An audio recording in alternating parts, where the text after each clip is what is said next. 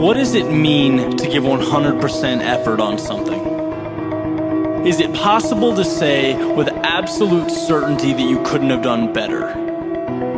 How do you know that you couldn't have run 1 second faster, done 1 more rep, scored 1 point higher? How do you know that there wasn't more in you to give?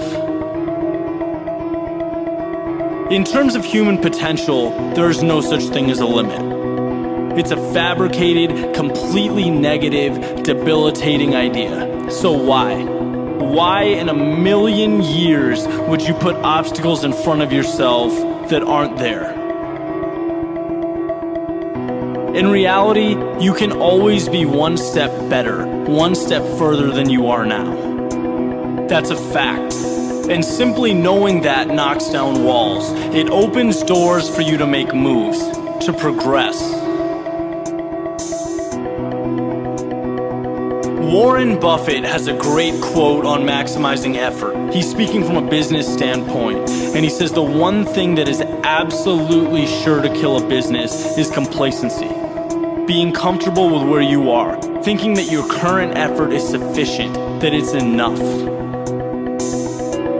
It isn't. And if you get comfortable, someone willing to pay a steeper price will come along and take what's yours. And there is always someone working hard to do just that. When you think about your dreams, what you're striving toward, I'm sure you have some plan, some routine day in, day out to get there, to make it happen. Maybe you're moving forward, maybe you're in a rough spot. But regardless of your situation, there are positively untapped opportunities to move quicker, to be better. And these opportunities, they just sit there, and they'll sit there for an eternity if you don't recognize them and utilize them. I'll use the example of an athlete. When you break it down, an athlete's work is comprised of physical training, you have the mental component, their diet. And to say you want to be the best is one thing, but if you can't strip down your goal into these simple components and ask yourself, how can I be a little better in each area? You won't grow to the level you're capable of. You won't be the elite athlete. You're missing the key ingredients to success. Even sitting on the couch, watching TV, it's a normal thing, we all do it, you unwind, you relax for a few minutes. But think about taking that half hour and reallocating it. And instead sending 3 emails to people, who have been successful in your field, whether you know them or not. Who have done what you're trying to do. See if you can connect, have a valuable conversation. Maybe it results in nothing. Maybe it creates a relationship that changes your life. Who knows? But I can tell you for damn sure that the TV will not do that. And this is an arbitrary example, but I think it's an important one because it shows that if you truly want something, you'll use every opportunity to get better, even the little ones, because every second is a game changer. Always be asking yourself, what can you be doing differently? What can you be doing better? Never be content with where you are. Be analytical. Be searching for the next step, because there is always a next step. And realizing this is just the beginning.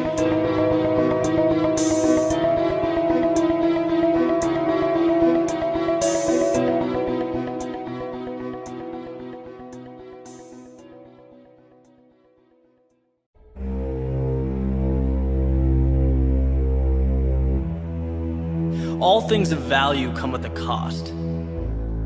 And this cost, it's essential because without it, there's no triumph. There's no victory. It's what separates out those who really want something, the determined. Why do triathletes compete?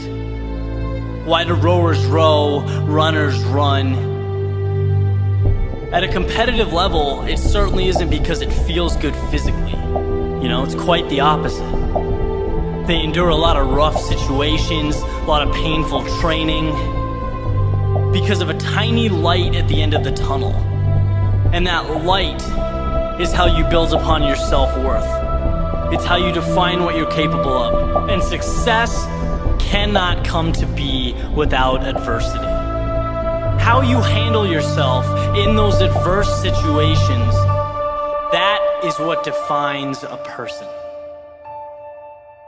That is how you build your legacy.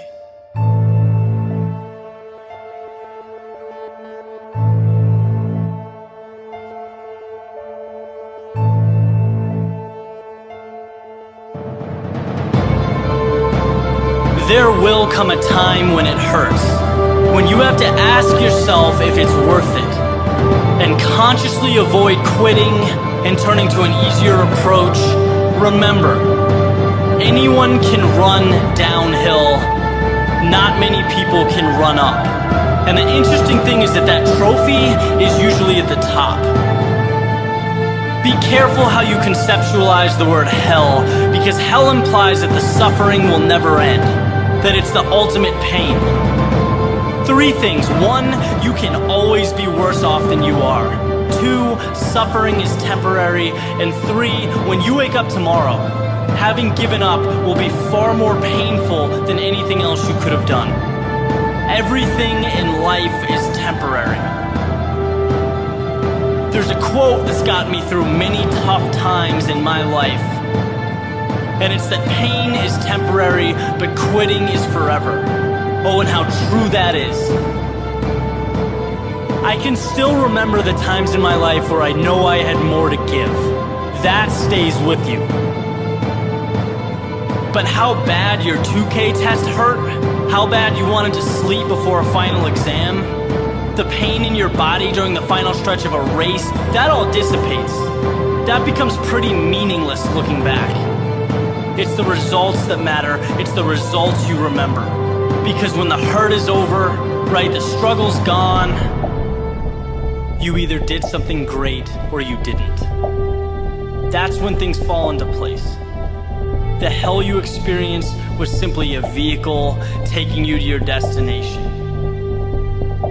So being that you only live once, that you're fortunate enough to have an opportunity to do something significant, why not make it hurt? Rise above what's uncomfortable and see the big picture. Ride it out. Because when all is said and done, the guy who gives more when it hurts gets more when it's over.